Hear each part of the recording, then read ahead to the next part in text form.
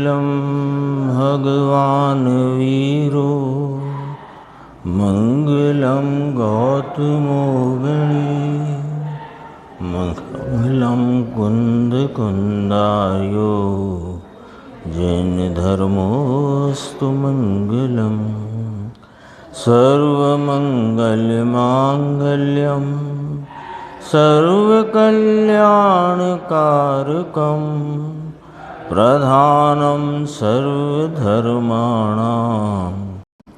जैनं जयतु शासनम्।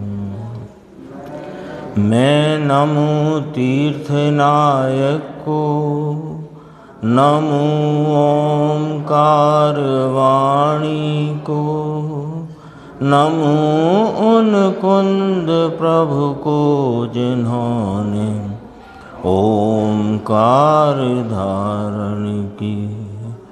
अहो उपकार जिनवर का कुंद का दिव्य वाणी का जिन कुंद ध्वनि दाता उन कहान स्वामी का। नमः समय साराय स्वानुभूत्या चकासते चित् स्वभावाय भावाय भावांतर छिदे। अभी पूज्य गुरुदेव श्री के द्वारा जो व्याख्यान अपन सुन रहे थे, समय सार के निर्जरा अधिकार के 138 कलश के आधार से जो चर्चा यहाँ प्रारंभ की, वैराग्यपरक चर्चा थी, जिसमें उन्होंने श्री कृष्ण के देह विलय का प्रसंग वहाँ उपस्थित किया, अपने सामने रखा कि द्वारका देवों ने रची, सोने की द्वारका, रत्न के कंगूरे, और ऐसी द्वारिका भी जो धक धक करके जल उठी, और कृष्ण और वासुदेव किसी को बचा ना सके, और वे पूछते हैं कि अब हम कहाँ जाएंगे, अब जाने को कोई स्थान नहीं है। तब वहाँ से पांडवों के पास जाने का विचार करके निकले, लेकिन आगे चूँकि जब जिस जीव की जिस देह में रहने की जितनी योग्यता है उससे अधिक वह रह नहीं सकता, और इसी योग्यता प्रमाण में श्री कृष्ण का वहाँ जंगल में जहाँ कोई शरण नहीं, 3 खंड के धनी जिनको कोई शरण नहीं, ऐसी अशरण अवस्था सबकी है, सबकी यही अवस्था है, किसी को कोई शरण है नहीं। तो गुरुदेव श्री फरमाते थे 138 कलश के संदर्भ से कि ये जो शरीर है, ये हाड़ मांस से रचा हुआ, ये भी अपद है, और इसमें रहने जैसा जो बनाव बन गया है, लेकिन इसकी संभाल में ही हम सारा समय निकाल रहे हैं। तो कहते हैं मत रमो अपद में तुम, हाँ, करुणा से बुलाते हैं, आया ना वो, अरिहंत श्री मुख सुन गणधर ये उच्चारें, ज्ञायक पद एक तेरा बाकी है अपद सारे। ये 138 कलश की चर्चा है। तो उसमें कहा आओ आओ निज में गर भटक भटक हारे, ज्ञायक पद एक तेरा बाकी है अपद सारे। तो इसी कलश की 2 पंक्ति और थी ना अंत में जो गुरुदेव श्री ने ली। वैराग्य के संदर्भ से तो श्री कृष्ण का जो मरण है वो वास्तव में वैराग्य जनक ही है, और देह परिवर्तन तो होते जा रहे हैं और होते जाएंगे, और हमें और हमारा भी ये एक दिन ऐसा आने वाला है कि जब यह अनादि अनंत ज्ञायक भगवान तो रहेगा, लेकिन ये शरीर का संयोग नहीं रहेगा। इसलिए संभाल तो उसकी करो जो अनादि अनंत सदा रहने वाला है, और हमने अनादि से उसको ही नहीं संभाला, और जो जो शरीर संयोग रूप से मिला उसे हम संभालते रहे। एक पोपट भाई के साले कौन से थे, वो नाम भूल गया मैं, शांतिलाल खुशहाल, 2 अरब 40 करोड़, उस जमाने में बहुत बड़ी रकम थी वो, है ना। वो भी 2 मिनट में चले गए। तो जाना तो है, वो चले गए, वो दुख की बात नहीं है। सच्चाई तो ये है, सच्चाई ये है कि वे चले गए, ये दुख की बात नहीं है, क्योंकि जाना तो सबको है। हम अभी नहीं गए और हमारे पास ऐसा कोई संयोग बनाव इस प्रकार का बना हुआ है कि हम अपने स्वरूप को जानकर अपना हित कर सकते हैं। तो बाकी समय जिसके पास जितना बचा है, 1 घंटे से लेकर के 10, 25, 40 साल, 50 साल, जिसके पास जो हो, वो समय में उस समय का सदुपयोग करके उस गायक पद की संभाल करना चाहिए, और अपद में रमना योग्य नहीं है। यही चर्चा आचार्य अमृतचंद्र भगवान ने निर्जराधिकार में की। वो आता ना, शुद्ध शुद्ध चैतन्य धातु निज रस की अतिशयता, ध्रुव धाम त्रिकाली तुम, आनंद रस नित झरता। मृत्यु है वो वास्तव में मृत्यु किसी की होती नहीं, मृत्यु किसी की नहीं होती। शरीर भी नहीं मरता और आत्मा भी नहीं मरता। मरना तो ये जो शरीर का संयोग, जीव का नया शरीर का संयोग हुआ, जन्म कहने में आता है, और उस शरीर का वियोग हुआ उसे मरण कहने में आता है। इसके अलावा बताओ जगत में कौन जन्मता है, कौन मरता है? क्योंकि कोई उत्पन्न होता नहीं और कोई नाश को प्राप्त होता नहीं। ये जो संयोग है, ये संयोग किस लिए है, यह विचार गंभीरता से करना जरूरी है। ये शरीर है ना, अभी है ना संयोग में, तो ये शरीर वर्तमान शरीर का संयोग, और मैं चैतन्य तत्व ध्रुव धाम त्रिकाली तुम, आनंद रस नित झरता। आनंद रस जिसमें भरा पड़ा है, ऐसा वह तत्व मैं हूँ, उसकी संभाल करने जैसा है। शरीर की संभाल में सारा समय व्यतीत कर देने जैसा नहीं है। ये बात हमें हर उस वैराग्य प्रसंग में, जिसमें किसी हमारे इष्ट का, किसी परिचित का, किसी विशेष विभूति का जब देह परिवर्तन होता है, तो वह प्रसंग वास्तव में हमें हमारे चैतन्य तत्व की याद दिलाने के लिए है।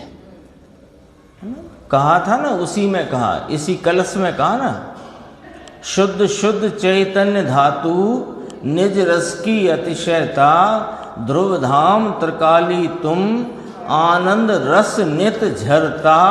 रस पान करो इसका, पड़े अनुपम बौछा, पड़े सुख की बौछारें। गायक पद एक तेरा और बाकी है अपद सारे। ये चर्चा अपन ने अभी वैराग्य परक पूज्य गुरुदेव श्री के व्याख्यान के माध्यम से सुनी, और अपना जो विषय चल रहा है ज्ञान गोष्ठी का, उसमें 347 नंबर का प्रश्न है। ये प्रश्न भी थोड़ा सा तकनीकी रूप से यहाँ पर अपने सामने है, इसका उत्तर भी गंभीर है कि राग द्वेष तो धर्म नहीं अधर्म है। ये बात आप प्रतिदिन फरमाते हो कि राग द्वेष धर्म नहीं है, अधर्म है। बीत राग था, धर्म है। जो ज्ञानी को भी 16 कारण भावना रूप कदाचित कोई ज्ञानी को 16 कारण भावना रूप जो शुभ भाव होते हैं उन्हें भी आपने अधर्म कहा। वे तो अज्ञानी को होते ही नहीं, ज्ञानी को ही होते हैं और उन्हें भी अधर्म कहा। क्यों? क्योंकि ये तो सिद्धांत है, ये तो न्याय की बात है कि राग द्वेष धर्म नहीं, क्योंकि वीतरागता भी धर्म हो और राग द्वेष भी धर्म हो, ऐसा हो नहीं सकता। कि अग्नि ठंडी भी हो और अग्नि गर्म भी हो, ऐसा हो नहीं सकता। हो सकता है क्या? अग्नि शीतल भी रहे, अग्नि उष्ण भी रहे, ऐसा हो नहीं सकता। इसलिए राग द्वेष भी धर्म हो और वीतरागता भी धर्म हो, ऐसा हो नहीं सकता। तो कहा राग द्वेष तो धर्म नहीं है, अधर्म है। अब पॉइंट पकड़ना, इसमें प्रश्न में क्या आया। ऐसा आप कहते हो, अतः जहाँ राग द्वेष हो वहाँ धर्म का अंश भी नहीं होना चाहिए। ये प्रश्न है। प्रश्न आया ख्याल में कि राग द्वेष उसकी जात ही अधर्म की है। राग द्वेष का भाव शुभ राग हो अशुभ राग हो, द्वेष भी इसी प्रकार प्रशस्त प्रशस्त द्वेष होते हैं। तो शुभ राग अशुभ राग, शुभ द्वेष अशुभ द्वेष, ये राग द्वेष सब ही अधर्म है, इनकी जाति अधर्म है। तो जब ये अधर्म जाति के हैं तो जहाँ राग द्वेष पर परिणति में परिणम रहा हो तो वहाँ फिर धर्म का अंश भी नहीं होना चाहिए। ऐसा प्रश्न है। अब ऐसा प्रश्न है, ये प्रश्न है तो फिर साधक दशा सिद्ध नहीं होती, ठीक है ना। अब उसका प्रश्न साधक दशा को देख करके ही है कि धर्मी को धर्म का परिणमन भी है और राग द्वेष रूप अधर्म का परिणमन भी है। तो हमको ये बात समझ में नहीं आई, ऐसा प्रश्नकार का प्रश्न है कि हमको ये बात समझ में नहीं आई कि जब धर्म है तो अधर्म क्यों है, और जहाँ राग द्वेष रूपी अधर्म है तो वहाँ फिर धर्म का अंश भी नहीं होना चाहिए। उत्तर देखो, राग द्वेष स्वयं धर्म नहीं है, यह बात बराबर है, किंतु अल्प राग द्वेष होने पर भी सम्यक श्रद्धा ज्ञान रूप धर्म हो सकता है। ये दो धाराएं साधक अवस्था में जीव के एक साथ रह सकती हैं। समझना, राग द्वेष की धारा और वीतरागता की धारा, राग द्वेष की अशुद्ध धारा और वीतरागता की शुद्ध धारा, इनका एक साथ रहने में विरोध नहीं है। लेकिन राग द्वेष में एकत्व और वीतरागता, इनका एक साथ रहने में सदा विरोध है। सदा विरोध है कि राग द्वेष रूपी अधर्म में एकत्व रहे और वीतरागता भी उत्पन्न हो जाए, ये नहीं हो सकता। लेकिन राग द्वेष जो कि स्वयं धर्म नहीं है, अल्प राग द्वेष, अल्प क्यों कहलाया? अल्प क्यों कहलाया कि जैसे ही सम्यक श्रद्धा और ज्ञान उत्पन्न हुआ तो अनंतानुबंधी राग द्वेष तो मिट गए। तो चौकड़ी जो है कषायों की, उसमें से एक चौकड़ी कषाय का अभाव हुआ तो जो शेष रहा उसे अल्प कहेंगे। अल्प कहने में आया है, अल्प ही है, अल्प रह गया वो। तो कहा कि अल्प राग द्वेष होने पर भी सम्यक श्रद्धा ज्ञान रूप धर्म हो सकता है। निचली दशा में सम्यक ज्ञान के साथ अल्प राग द्वेष भी होता है। निचली दशा किसकी? साधक की। जब भी जिनेंद्र परमात्मा की वाणी में, ज्ञानियों की देशना में, आचार्यों की लेखनी में जब भी निचली दशा शब्द आए तो क्या ग्रहण करना, ये थोड़ा पॉइंट समझना, ये पॉइंट समझना। ऐसे समझना जैसे रोड पे निशान होते हैं ना, रोड पे निशान होते हैं कि ये ऐसे सकरी वो निशान है तो समझना आगे सकरी पुलिया है आदि इत्यादि जो भी होते हैं, वो तो एक दृष्टांत। तो ऐसे ये निशान है। निचली दशा नाम का जो शब्द मोक्ष मार्ग के निरूपण में जिनवाणी में आए, ज्ञानियों की उदेशना उपदेश में आए, आचार्यों के उपदेश में लेखनी में आए, तो उसका अर्थ क्या निकालना अंकुर भाई? निचली दशा माने अज्ञानी जो आत्मा के हित के लिए प्रयत्नशील है वो कि ना वो निचली दशा नहीं है। निचली दशा माने जहाँ से धर्म का प्रारंभ होकर जो जघन्य भूमिका, प्रथम भूमिका अथवा निचली भूमिका निचली दशा कहलाती है। भूमिका की भी जब शब्द आता है तो भूमिका माने धर्मी की भूमिका होती है, अज्ञानी की कोई भूमिका नहीं होती। अज्ञानी की कौन सी भूमिका? जो राग के दलदल में पड़ा उसको ही अपना स्वरूप मानता हो, उसकी कौन सी भूमिका? भूमिका ज्ञानी की होती है। तो यहां से देखो, निचली दशा में यानी ज्ञानी की प्रथम या जघन्य या शुरुआती भूमिका में, निचली दशा में सम्यक ज्ञान के साथ अल्प राग द्वेष भी होता है। यदि ना होए तो केवली होए, वीतरागी पूर्ण हो जाए तो होगा ही पूर्ण वीतरागता हो। राग से एकत्व टूट गया, राग से स्वामित्व छूट गया, राग का कर्तव्य मिट गया, राग का कर्तव्य ना रहा। अब ऐसे में राग तो रह गया। यदि राग भी ना रहा हो तो सीधा केवली हो, साधक दशा का कोई भाव ही नहीं रहेगा। तो कहते हैं कि निचली दशा में सम्यक ज्ञान के साथ अल्प राग द्वेष भी होता है, किंतु ज्ञानी जानता है कि ये अधर्म है। ज्ञानी जानते हैं कि ये अधर्म है, ये जो मुझे शास्त्र लेखन का भाव आया है ये अधर्म है, ये मुझे भगवान की भक्ति का बहुमान का भाव आया है ये अधर्म है। खाना कमाना तो अधर्म है ही, वो तो छोड़ो, वो तो आप और हम सभी जानते हैं। ज्ञानी क्या जानते हैं, बात वो चलती है। जितना राग द्वेष रहित स्वयं संवेदन हुआ उतना ही धर्म है। एक जगह तो ऐसा आया, जितना स्वरूप, देखो स्वरूप तो परिपूर्ण है, तो वर्तमान उपयोग जो आलम्बन लेता है वो परिपूर्ण स्वरूप का लेता है। परिपूर्ण स्वरूप के आलम्बन में परिणति में आंशिक दशा खिलती है ना।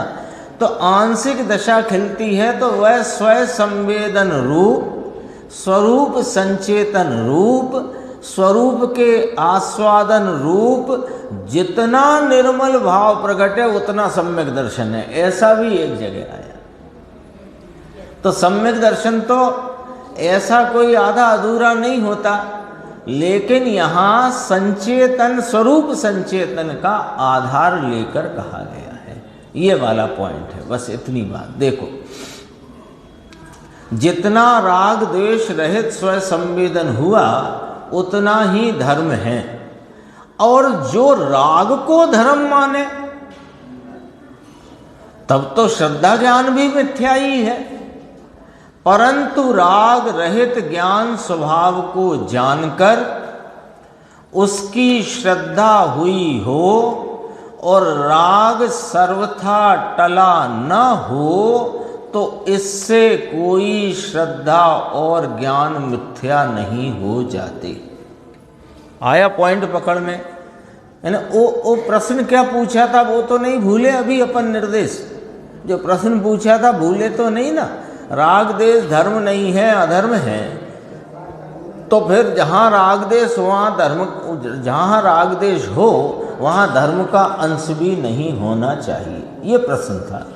तो अपने सामने उत्तर आया कि राग देश स्वयं धर्म नहीं है, ये बात बराबर है, लेकिन अल्प राग देश परिणति में होए परंतु सम्यक श्रद्धा ज्ञान रूप धर्म हो सकता है। क्यों कि सम्यक ज्ञान में सम्यक ज्ञान के साथ अल्प राग देश होता है, किंतु ज्ञानी जानता है कि वह अधर्म है। अज्ञानी क्या कर रहा है कि राग को धर्म मानता है, तो उसके तो श्रद्धा ज्ञान भी मिथ्या ही है, परंतु राग रहित ज्ञान स्वभाव को जानकर उसकी श्रद्धा हुई हो और राग सर्वथा टला ना हो, तो इससे कोई श्रद्धा और ज्ञान मिथ्या नहीं हो जाते। वो प्रश्न था ना कि राग देश तो अधर्म है, अब अधर्म है तो फिर राग वहाँ धर्म का अंश भी नहीं होना चाहिए। तो कहा ऐसे नहीं हो सकता, यदि सम्यक श्रद्धा ज्ञान सम्यक रूप प्रवर्तित हैं तो वो धर्म का ही अंश है, वो धर्म ही प्रवर्तित है। उसी प्रकार वहाँ राग देश रूप अधर्म है, इसलिए सम्यक श्रद्धा ज्ञान में कोई कमी हो जाती हो, ऐसा भी नहीं है। राग द्वेष विद्यमान होने पर भी छायक श्रद्धा हो सकती है, छायक सम्यक दर्शन हो सकता है। होता है ना, भरत चक्रवर्ती को लो, रामचंद्र जी को लो, और भी सलाका पुरुषों में किसी का भी लो, छायक सम्यक दर्शन। तीर्थंकर होते हैं छायक सम्यक दृष्टि लेके आते हैं सम्यक दर्शन।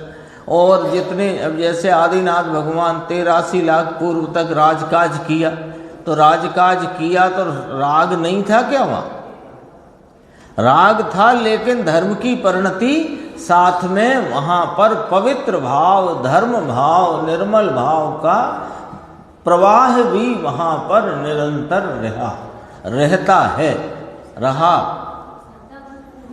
श्रद्धा गुण पूर्ण है, ज्ञान में सम्यक ज्ञान खिल गया है, चारित्र में से आंशिक रूप से जो चारित्र का दोष भी मिट गया है, अनंतानुबंधी संबंधी मिट गया है, और स्थिरता बढ़ती है, और कषाय का दोष मिटता है, और स्थिरता बढ़ती है और मिटता है। देखो, दोनों तरफ से विचार करते हैं। राग द्वेष विद्यमान होने पर भी छायक श्रद्धा हो सकती है ना? चक्रवर्ती, भरत चक्रवर्ती लो, रामचंद्र जी लो, तो छायक समकिति तद्भव मोक्षगामी, और उनकी परिणति में बरसों बरस, लाखों बरस क्या रहा कि वो राग द्वेष वीर बना रहा।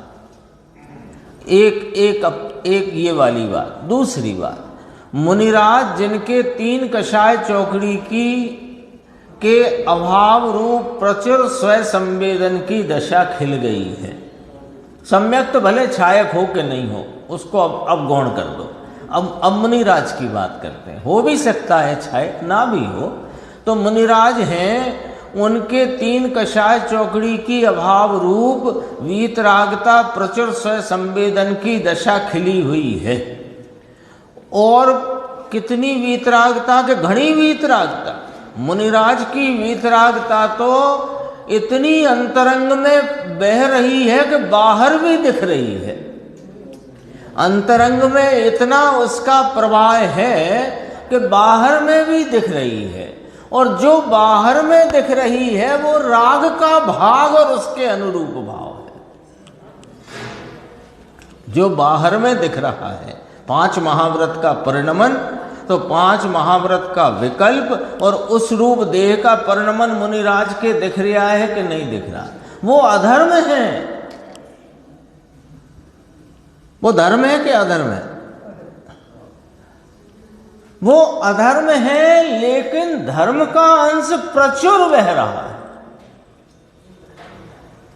प्रश्न याद करो, प्रश्न नहीं भूलना है।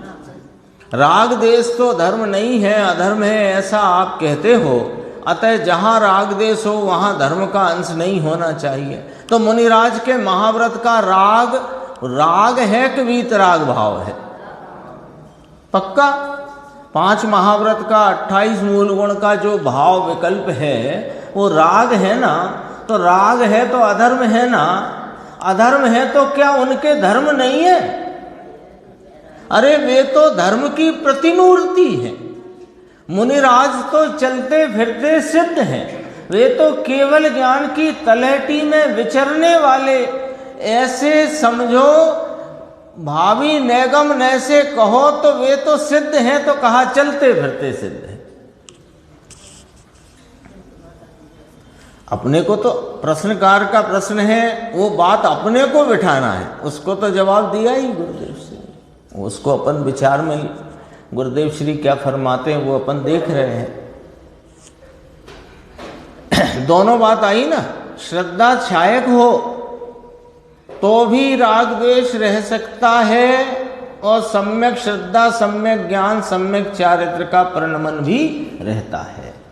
मुनिराज की अपेक्षा भी देखो तो वहाँ राग द्वेष रूपी भाव अधर्म का भी अभी बाकी है, और धर्म की दशा की प्रचुरता वहाँ पर चल। अंश पूछा था, अरे अंश क्या, वहाँ तो प्रचुर धर्म का परिणमन चालू है, मुनिराज के बह रहा है। कारण ये है कि श्रद्धा, ज्ञान, चारित्र आदि अनंत गुण हैं, वे सर्वथा अभेद नहीं है। अब समझो जरा बात को, अब समझना बात को। श्रद्धा, ज्ञान, चारित्र आदि अनंत गुण, तो महाराज आप तो कहते हो कि अनंत गुण वस्तु के साथ अभेद हैं। तो कहा वस्तु के साथ अभेद हैं क्योंकि वे वस्तु के असंख्यात प्रदेश विस्तार में चप्पे चप्पे पर प्रत्येक गुण द्रव्य से अभेद पने रहा हुआ है। दरअसल में वस्तु को वस्तु रीति से देखो तो उसमें कोई गुण भेद नहीं है।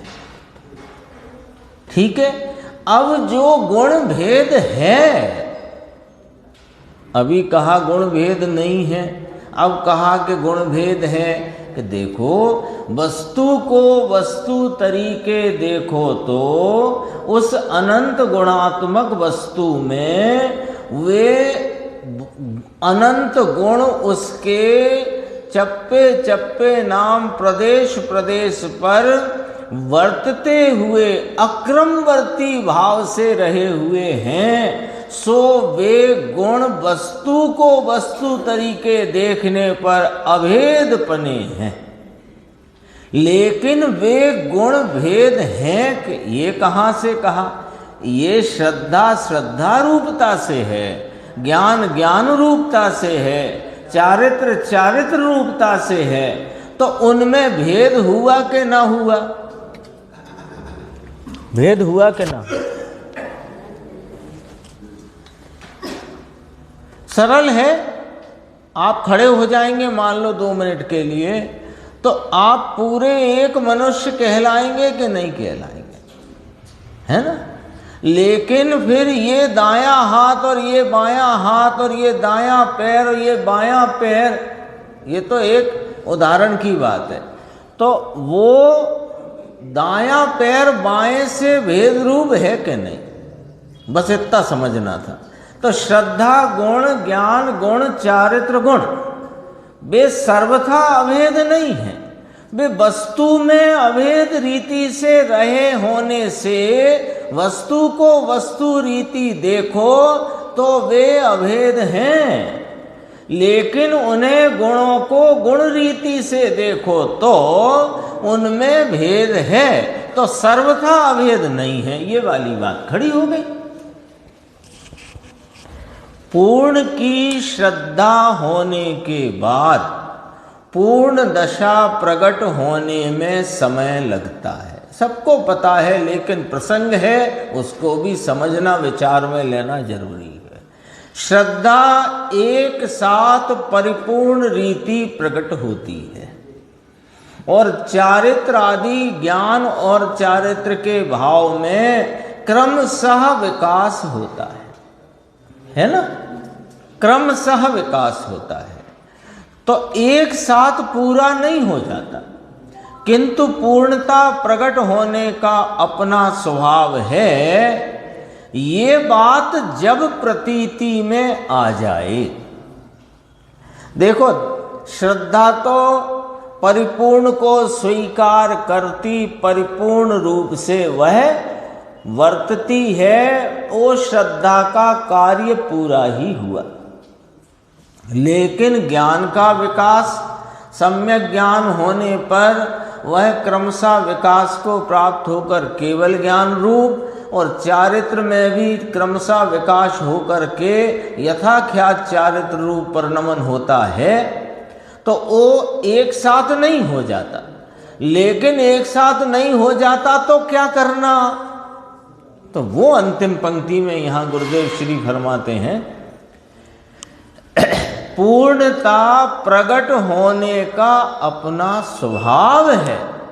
दो बातें करी, मैं स्वभाव से परिपूर्ण हूं और पर्याय में पूर्णता प्रकट होना मेरा स्वभाव है। दो बातें अलग अलग समझना। मैं स्वभाव से परिपूर्ण हूं और पर्याय में परिपूर्णता होने का मेरा स्वभाव है। वो देखो, केवल ज्ञान रूप परिणमना, सिद्धत्व रूप परिणमना, चारित्र की परिपूर्णता, यथाख्यात पूर्ण वीतराग, यथाख्यात चारित्र पूर्ण वीतराग भाव रूप परिणमना, ये मेरा स्वभाव है और स्वभाव से मैं परिपूर्ण हूं। जब पर्याय में अपूर्णता हो तब भी मैं स्वभाव से परिपूर्ण हूं, और ऐसे परिपूर्ण स्वभाव की प्रतीति में यह प्रतीति भी समाहित है कि मेरा पूर्ण होने का स्वभाव है। ये तो गुरुदेव की एक एक पंक्ति गजब की होती है। ये कैसी पंक्तियां हैं यशवंत कि ये अंदर में एकदम ताकत को जागृत कर दे, ऐसी अंदर से ताकत जगा दे, है ना। चिदानंद भाई साहब, ये सामान्य बात नहीं है। कई बार क्या हो जाता है, मतलब आप अन्यथा न लेना, कई बार बात सुनी सुनाई लगती है ना, तो अपने को वो सुनी बात के संदर्भ से अच्छा ये सुनी हुई है तो प्रमाद में चला जाता है, और उसमें जो बात का जो वजन है वो अपने से छूट जाता है। ये गुरुदेव की वाणी है, ये ज्ञानी धर्मात्मा की वाणी है, ये उनकी वाणी है जो तीर्थंकर का द्रव्य है। एक बार एक प्रसंग बना था, तब बहुत ज़्यादा मुनि नहीं हुआ करते थे, तो शांति सागर मुनि पालीताना की यात्रा पे जाते हुए सोनगढ़ रुके थे, और रुके थे वो वहाँ की सभा में बैठ गए थे, और वहाँ गुरुदेव श्री की व्याख्यान प्रवचन की सभा उनने सुनी देखी, और वे अपनी ओर से इतना बोले मुकेश भाई कि ये आगम में जो बात कही गई है कि तीर्थंकर अकेले मोक्ष नहीं जाते, ये बात यहाँ प्रत्यक्ष दिखाई देती है। ये उनकी वाणी है भैया, ये अपन नहीं बोलते, ये मैं नहीं बोलता, ये उनकी वाणी है। इसमें प्रमाद लाना सच अच्छा नहीं है। मैंने तो एक दिन कहा था, आता हो तो चौंटिया भर लो। कितनी देर, कोई यहां दिन भर थोड़ी बैठना अपने को, 50-55 मिनट तक अपन जग सकते हैं, इतना कठिन काम नहीं है। पूर्ण की श्रद्धा होने के बाद पूर्ण दशा प्रकट होने में समय लगता है, एक साथ नहीं हो जाते, परंतु पूर्णता प्रकट होने का अपना स्वभाव है। यह बात जब प्रतीति में आ जाए तब अल्पकाल में पूर्णता प्रकट हुए बिना नहीं रहेगी, वो छपने में रह गया है। इसीलिए तो जैन दर्शन में गुणस्थान की परिपाटी है। हाँ हाँ, तो फिर जरूरत ही नहीं है। वो तो साधक दशा ही है पूरी। बाधक दशा, साधक दशा और साध्य दशा, तीन बातें हैं। बहिरात्मा, अंतरात्मा, परमात्मा। तो फिर अंतरात्मा का स्वरूप क्या? अंतरात्मा का स्वरूप क्या? फिर या तो बहिरात्मा या तो परमात्मा। ये अंतरात्मा की बात है। अंतरात्मा की अवस्था में अंतरंग स्वरूप में आत्मपने की बुद्धि, श्रद्धा, प्रतीति चल रही है, और परिणति में अभी चारित्र में दोष चलता होने से राग द्वेष का भाव चल रहा है। पर राग द्वेष के वर्तने पर भी वह सम्यक श्रद्धा का अंश कहीं मिट नहीं जाता अथवा हो ही नहीं, ऐसा नहीं होता। ये इस प्रश्न और उत्तर में चर्चा आई। अगला प्रश्न है, धर्म प्राप्त करने के लिए प्रथम क्या निर्णय करें? प्रश्न क्या है? क्योंकि अपनी चर्चा जब भी चलती है, पंडित जी टोडरमल जी साहब कहें, गुरुदेव श्री कहें, आचार्य भगवंत कहें, यही बात कहते हैं कि पहले तुम निर्णय करो। निर्णय की प्रधानता है कि निर्णय करना है। तो कहा कि क्या निर्णय करें? हम तो धर्म के अभिलाषी हैं, अपनी परिणति में धर्म प्राप्त करना चाहते हैं। उस धर्म प्राप्ति के लिए हमें क्या निर्णय करना चाहिए? ऐसा करके प्रश्नकार ने प्रश्न पूछा है। ये सारे प्रश्न गुरुदेव श्री के सांध्यकालीन जो गोष्ठी या जो तत्व चर्चा होती थी उसमें आए हुए हैं। तो ये बहुत ही गंभीर और महत्वपूर्ण प्रश्न है। उत्तर देखो, निर्णय का पहला बिंदु, त्रकाली द्रव्य के आश्रय से ही धर्म होता है, ऐसा प्रथम निर्णय करना चाहिए, जिससे परलक्षी भाव की अनुमोदना ना हो। बोलो कितना गंभीर जवाब है। देखो कितना गंभीर है ये जवाब। दो बातें इसमें देखना जरा, मैं तो इसलिए कहता हूं कि जरा उस पर ध्यान जाएगा, फिर अपन उसको विचार में लेंगे, अपन चर्चा करेंगे, उसको समझने का पूरा प्रयास करेंगे। देखो ही शब्द आया ना पहली पंक्ति में, निर्णय के लिए पहला बिंदु, ऐसा प्रथम निर्णय करना चाहिए। कैसा? कि त्रकाली द्रव्य के आश्रय से ही। तो ही काय में काम आता है अंकुर भाई? ही कहने से अन्य सबका निषेध हो जाता है ना? तो त्रकाली द्रव्य के आश्रय से ही, तो इसमें निषेध किस किस का आ गया? अब अपन विचार कर लेते हैं। सारे निमित्तों का निषेध आ गया।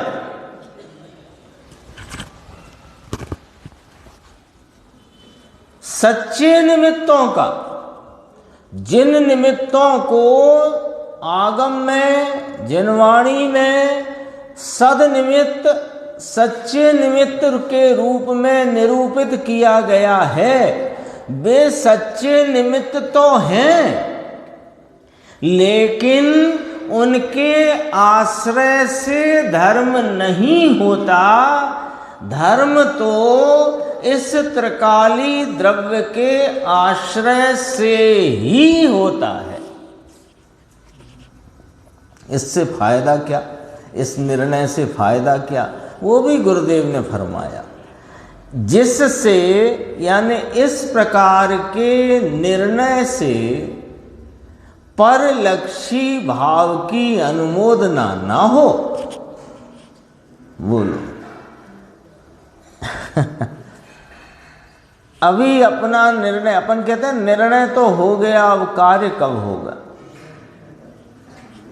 बहुत ऐसा विचार आता है, कोई कोई से कहता नहीं है, कोई किसी से हमको निर्णय हो गया है, लेकिन वो उसके अंदर में ऐसा चलता रहता है, निर्णय तो हो गया, कार्य कब होगा, निर्णय तो हो गया। हम कहते हैं कि आप ये बताओ क्या ये निर्णय हो गया है कि त्रिकाली द्रव्य के आश्रय से ही धर्म होता है। ये ही कारा आ गया कि नहीं निर्णय में, ये निर्णय में ये ही कारा आया कि नहीं आया, कि अभी भी ये विचार चलता है कि शास्त्र अभ्यास भी होना चाहिए, भगवान की भक्ति पूजा उनकी शरण भी होना चाहिए, और वो जो तत्व सुना है उसका चिंतन मंथन भी होना चाहिए। ये सब होएगा तो धर्म होएगा। ये तुम्हारे परलक्षी भाव की अनुमोदना है। बात थोड़ी सी कड़क है, कड़क तो है बात। इसमें परलक्षी भाव की अनुमोदना है, और जब तक परलक्षी भाव की अनुमोदना है, परलक्षी भाव की तरफ का तेरा जो उधर का झुकाव है वो तुझे यहां झुकने ही नहीं देगा। ये चर्चा यहां आई, और प्रसंगवश संयोगवश कल दोपहर को आई थी, याद होगा। पराश्रय भाव कैसे टले और स्वाश्रय कैसे हो, ये चर्चा आई थी कल दोपहर को। स्वयाश्रय कैसे हो, पराश्रय भाव कैसे टले, उसी को यहां ले लो। स्वयाश्रय बराबर धर्म, पराश्रय बराबर अधर्म। पीछे निकल गया अभी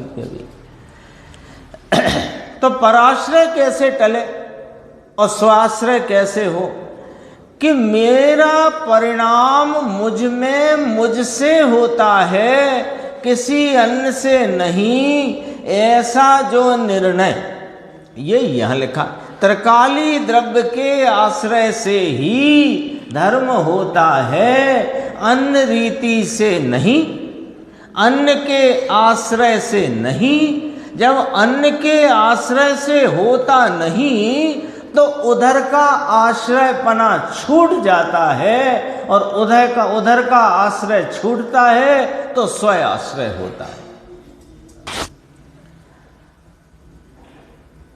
दो नाव पे चल के तो कोई आज तक पार हुआ नहीं, डूबे ही है कि नहीं। दो नाव में सवार मुकेश भाई, कोई हुआ अब तक पार? डूबे ही है। इसलिए निर्णय का विषय आया है ना। प्रश्न नहीं भूलना है। प्रश्न क्या था कि धर्म प्राप्त करने के लिए प्रथम क्या निर्णय करें। देखो पूरा करते हैं इसको। त्रिकाली द्रव्य के आश्रय से ही धर्म होता है, ऐसा प्रथम निर्णय करना चाहिए, जिससे परलक्षी भाव की अनुमोदना ना हो। ये क्या मतलब हुआ कि जब तक तुम्हें ये हीकारा निर्णय में नहीं खड़ा होगा, किसी न किसी पराश्रय भाव में रहोगे और उसकी अनुमोदना में रहो। प्रथम श्रद्धा ज्ञान सम्यक होते हैं और बाद में सम्यक चारित्र होता है। तथापि क्या करें? देखो,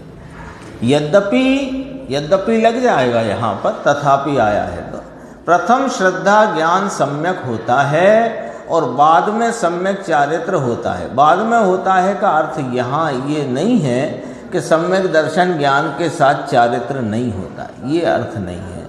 यहाँ चारित्र की मुख्यता लेकर के सम्यक चारित्र बाद में होता है, ऐसा कथन किया गया है। हाँ, लेकिन श्रद्धा पहले और ज्ञान, श्रद्धा सम्यक दर्शन सम्यक ज्ञान जो प्रकट हुए तो वहाँ सम्यक चारित्र भी प्रकटता है, लेकिन वह चारित्र दिखाई दे ऐसा नहीं प्रकटता, अथवा इतना जो बहुत चारित्र का भाव एक साथ नहीं प्रकटता, उस अपेक्षा से कथन है। तो क्या करें? प्रश्नवाचक। लोग बाह्य क्रिया कांड में चढ़ गए हैं, इसलिए उन्हें ये वाली बात का निर्णय करना कठिन लगता है। लोग बाह्य क्रिया कांड में चढ़ गए हैं, उनको लगता है ये करते रहो, ये सरल है, इसमें सुबह के 2 घंटे अपने इसमें लगते हैं, बाकी के 10 घंटे तो अपने वही खाना कमाना भोगना। तो ये जो निर्णय का काम है ये कठिन लगता है। आत्मा स्वभाव से तो प्रभु है, क्षण में पलट जाएगा। ये श्रद्धा के पलटने में कोई बहुत बड़ा अनुष्ठान नहीं करना पड़ता। श्रद्धा के पलटने के लिए कोई बहुत सारा समय नहीं लगता है। श्रद्धा पलटने का कार्य क्षण मात्र का है, और वो क्षण कब आता है? जब निर्णय होता है।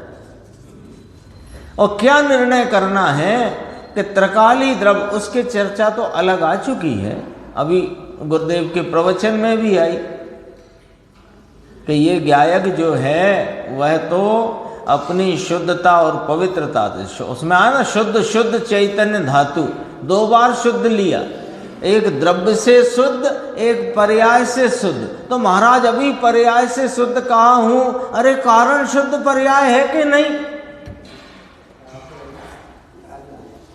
ऐसा जो द्रव्य है उसके आश्रय से ही धर्म होता है। ये निर्णय हो तो क्षण में पलट जाएगा।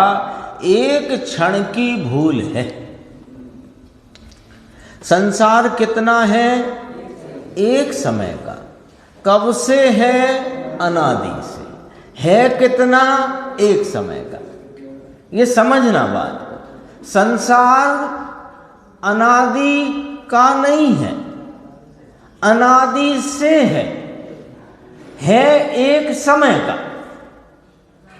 तो एक समय का संसार एक समय के मुक्त स्वरूप के आलंबन में टल जाएगा, टल जाता है। एक क्षण की भूल है। भूल कितनी? एक क्षण की। टलने में कितने क्षण? एक क्षण। वह एक क्षण में टल भी सकती है। ये अपने 2 प्रश्न और उत्तर की चर्चा हुई। शेष चर्चा अपन आगे देखेंगे। देखो इसमें लिया, पर वस्तु से आत्मा को लाभ हानि नहीं है। आत्मा के अकल्याण का कारण राग है, और उस राग से भी अधिक अकल्याण का कारण कोई अन्य भी है क्या? इसकी चर्चा अपन आगे की स्वाध्याय में करेंगे। और जैसा कि अपना पूर्व निर्धारित कार्यक्रम है, जैसा सबको विदित ही है कि हमारे मुमुक्षु जगत के, जैन जगत के आत्मार्थियों के गुरुदेव श्री के द्वारा जो तत्व प्रचार प्रसार का जो एक अभियान या एक समझो कार्यक्रम चला, उसमें प्रमुख भूमिका निभाने वाले और अपने मुमुक्षु जगत के आधार स्तंभ डॉक्टर हुकमचंद जी भारेल का परसों देह विलय हो गया है। और ऐसे प्रसंग पर आज अपन ने उनके यहाँ भी, वो करीब करीब 5-6 साल रहे थे, काफ़ी लोगों को उनका परिचय होगा भी। हालांकि अब कम लोग हैं उनके परिचय वाले, फिर भी हैं।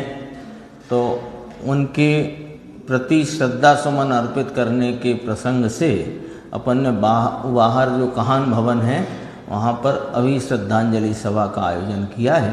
तो अपन सब यहाँ से जिनवाणी स्थापना करने के उपरांत वहाँ चल कर के उस कार्यक्रम को आगे बढ़ाएं।